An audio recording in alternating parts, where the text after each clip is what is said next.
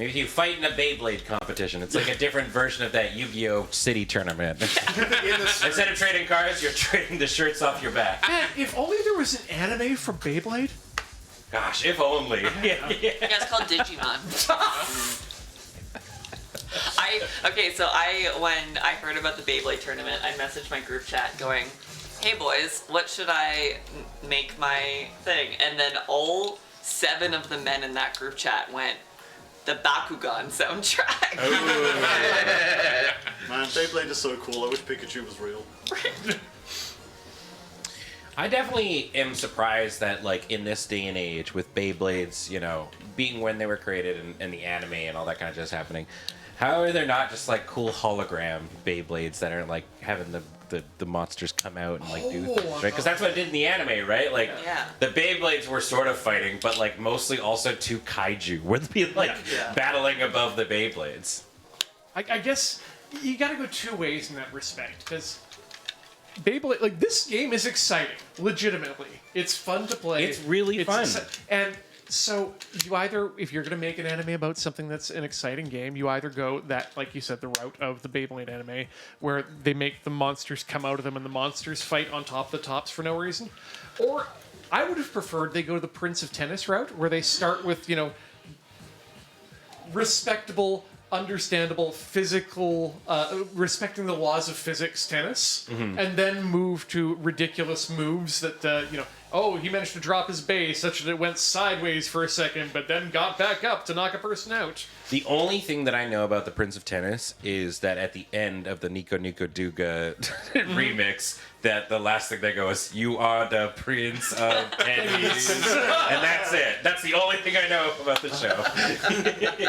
I was going to call you out there when you said the end of Prince of Tennis. Like, no, Ben, they're not done yet. Is it still going? It's still going. What is so? That's I guess a long list of animes that are continuing to go from that are like older animes. Is there an anime that you wish was in that same sort of boat as, like, you know, like One Piece or whatever? That's just like they have not found the capper and They'll just never do decided to the go end forever. of it. Oh, that's a hard one. I respect creators' visions too much. Yeah. Like, when something ends and they want it to end, I'm happy for it to do that. I've come to appreciate a solid ending. Yeah.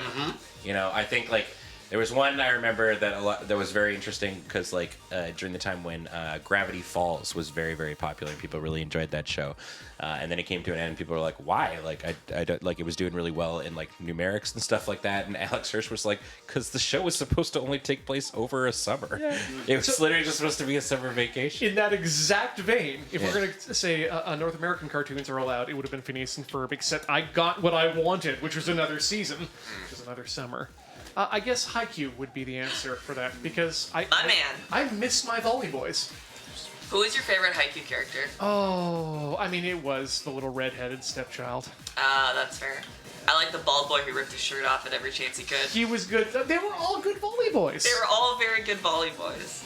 I miss Haikyuu so much. I'm so glad that they went to college.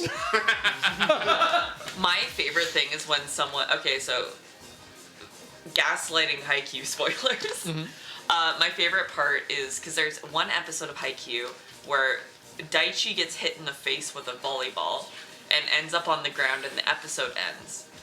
And in the show, he loses a tooth. And everyone goes, "Oh my god, the captain lost his tooth."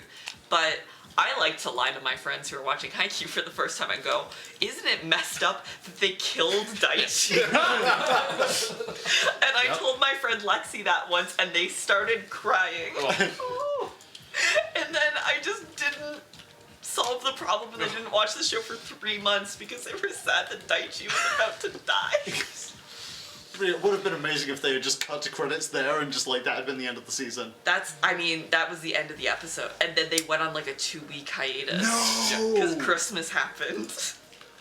Watching it live was nuts. Gets hit in the face, music cuts out, and everyone's just like, and then credits roll. Yeah. Like, that clip makes the rounds every now and again of being like the caption, "It's about volleyball, no one's gonna die in this anime, right?" And it just stone cold plays that clip from start to finish. He gets hit in the face, he's curled up on the ground. Everyone starts running towards him to make sure he's okay, and he stops moving.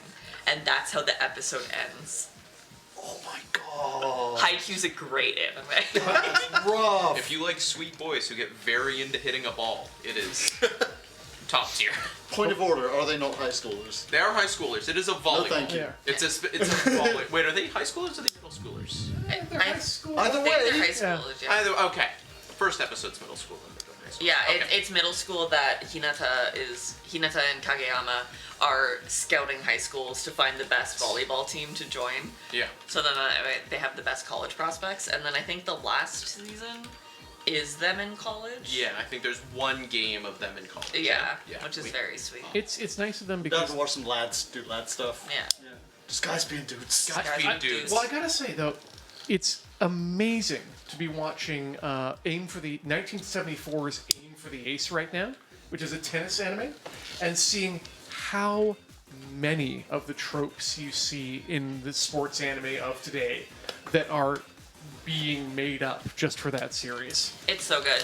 Also, my actual answer for if an anime could continue forever would be Nana, because that would mean that Nana would continue. Oh, I was best friends with somebody in high school who that was like her favorite manga, and so I would borrow all the Nana. I have Nana O's tattoo on me. When I was in high school, I played bass, and so my best friend would constantly like bleach my hair and call me Shin, and that was my favorite character. Shout out to Chihaya Furu as well in the chat. Sports animes about card games, about traditional cultural card games are my jam. Julie, who is unable to make it, unfortunately, today, extends well wishes and also says, I demand a curling anime. Oh, yeah. I'll get into a curling anime. Me too. Yep. That was the plot of Jesus no Hatsukoi when that was making in my head. I will say that, like, I have been trying to get into, recent anime and stuff like that, and understandably so, production cycles for television shows in general have become much, much longer than they used to be. And I'm having a really, really hard time to get into anything that's, like, doesn't have at least 4 seasons for me to, like, watch before I get into it, right? It's like, every time a new season of something comes, I was like, great, okay, so Andor season 2 came out or whatever. I need to rewatch all of Andor 1. Or same with like, Wednesday or any of these kind of ones that end up coming out. And I assume that I'm probably going to have to do that for all of Stranger Things when the next Stranger Things season comes out. And Or, for example, Delicious in Dungeon, the same sort of idea. Yeah. Smash hit, fantastic. I would love to be able to roll into a second season rather than waiting 4 years. For Yeah. everyone to Yeah, I do love me some prestige TV and some, short encapsulated anime, but please bring me back to an era where most of the shows being made ran for 7 seasons, had 26 episodes a season, and 15 of those episodes were Monster of the Week filler episodes. 7 Yep. seasons in a movie. Light So- Sloth, I said. I've talked about this so many times, but like I understand that the basis so I'm going to talk about The Witcher here, where I'm just like, I understand that the basis of the game was politically drama kind of things, right? Like that was a big part of like the whole thing. But like, God, I could have just watched like Henry Cavill fighting a monster every week, roaming around the countryside doing Witcher stuff. There was right? Go ahead, Ian. Oh, I was gonna say, hunting monster of the week. What if there was 2 of him and they were brothers and it was in modern day? And they were like, going. there was some sort of super aspect to it, but it Yeah. was also kind of like in a natural sort of way. Yeah, and then another character shows up in a big coat and they want one of the brothers to kiss them real bad. Yeah. Like this is a rebuttal that I've seen that it just makes so much sense to me before we move on here. Like, you're upset by you get a new monster every week and you're upset about that? Yeah. Like, that's you're eating large. Yeah. I mean, I don't know. I just don't care about the, even in Star Wars, I'm like, I'm down to hear about the logistics of the Trade Federation and whatnot, but also like now I'm good. Yeah. Let me go back on some sort of fun, rogue adventure or something. Yeah. Yeah, that was exactly how I felt about Sherlock. I just wanted them to just do the cases. Just do like they did in season 1. Just do a case and a case and a case and a case and a case, and then ended at Reichenbach, and it would have been perfect. Yeah. And I mean, no, they had to go Steve Moffat about it.